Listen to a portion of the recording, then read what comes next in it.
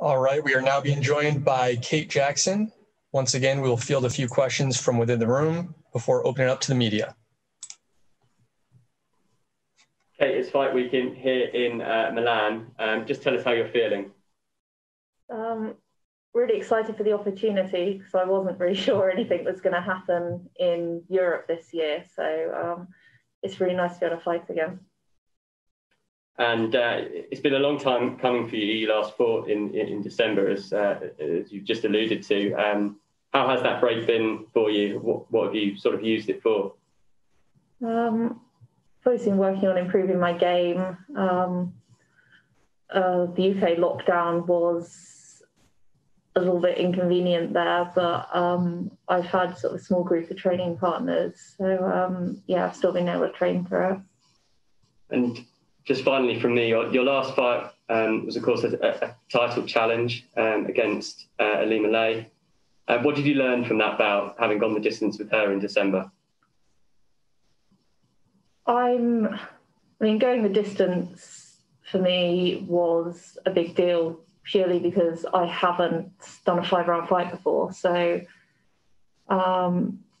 just getting through that, feeling okay, and holding up mentally with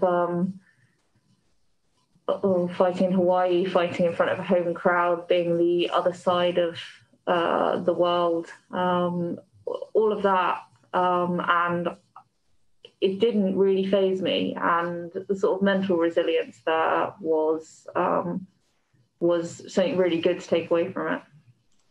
Gareth? Hi, Kate. How are you? Hi. Yeah, you obviously you mentioned December.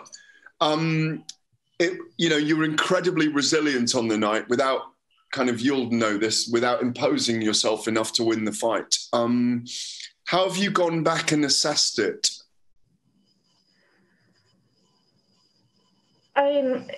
It's hard because it's just the small difference in the ground game is enough that once she was on top, she was able to stay on top. Maybe I went in there with a sort of mindset of you don't wrestle a wrestler. That might not have been a good move because obviously being on the bottom wasn't the chance of me then reversing position and being on top was not necessarily going to happen. So perhaps I should have tried harder with takedowns, but it's really hard to second guess fights. She was that much better than me, and that's sort of the end result of it, really. With Denise, it's kind of the other way around, that she probably doesn't want to wrestle with you, I imagine. Do you get that sense? Because obviously her stand-up background. Obviously, she has got a solid striking background. Notice that she is maybe a bit more hesitant in her striking against grapplers.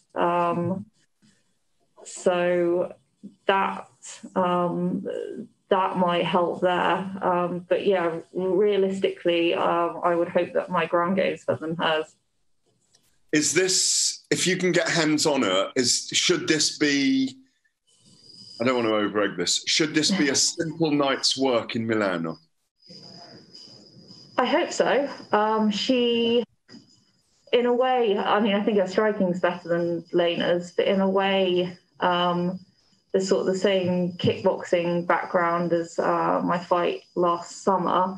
But obviously she has the judo to go with it and the sort of infusion background where they mix the judo with the striking. So I wouldn't underestimate the explosive element to her game, but I think on the floor I'm a more technical grappler. Final thing from me. You mentioned it in passing just now about how exciting it is, and it's just like a privilege to be actually having a fight and at an event. What did you learn? We've asked a lot of fighters about this. What did you learn about yourself in the 6 months where we were all locked down? I only really took 5 weeks off properly from contact training. And then sort of had one teammate I was rolling with until the elite legislation for gyms came back into force. I mean, in hindsight, that 5 weeks was fine. 5 weeks off isn't a big deal in the sort of the grand scheme of things. And it was good for recovery, but not knowing how long it was going to be at the time, that was pretty difficult, really, because I don't take much time off for training, and I like being in the gym, I like coaching, I like being with my teammates. Steve? Thank you. Kate, it's already been mentioned that your last fight was with Alimale, but what hasn't been mentioned yet is that Denise Kielholtz is a kickboxing world champion for Bellator in her own right. So is this like going from the frying pan into the fire, champion to champion? Not really, because kickboxing, I mean, she's obviously a very good kickboxer. She's got an extensive record and she's beat some really good opponents, but this isn't kickboxing, it's MMA. And I'd like to think that she's wary of my grappling ability, and that will probably change the striking element slightly anyway. I know you said you expect to be a much better grappler than her on the ground, and with more extensive experience in MMA, that would certainly seem to be the case, but she has shown rapid improvement in that department. Her last two fights were both by submission. So did you watch either of those, and where would you rate her as an overall MMA fighter now? She's good. She's obviously improving fast, and obviously she's got the judo background, so it's not like she's coming in completely fresh to grappling. But her last submission win was against I think a debut kickboxer. The one before that was good, but I think that her opponent, Christina Williams, maybe, not to take anything away from Denise, but it did look like it happened very fast and she possibly froze a little bit.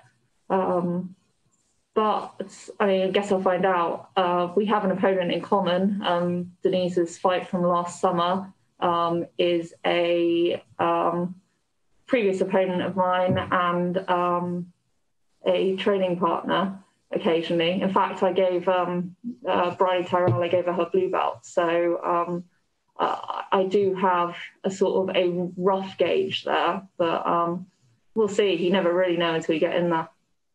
All right. Best of luck in the fight, and thank you for the time. Thank you. Santiago? Hello, Kate. Good afternoon from Amsterdam. Are you excited to fight someone who's on a 3-fight winning streak so you can take all that momentum away from her? Yeah, I mean, obviously that's always good. Denise she's got a solid game, but I think she's also new to the sport, so I'd like to hope I have a bit more experience there. And the last thing for me, you have been in the cage with some of the best women in the world. Do you think that experience can help you get this fight to a good result? I think so, yes. There's obviously she's got a very extensive kickboxing background, so it's not like she's any stranger to competing at high level. So I guess we'll see, really. But for MMA, then yeah, I'm definitely more experienced. Luis? Hi, from MMA Pit. You are 3-2 in Bellator. You have very interesting career fighting the best of the best, being the last Bellator title contender and 2 semifinalists. What can you tell us about your career?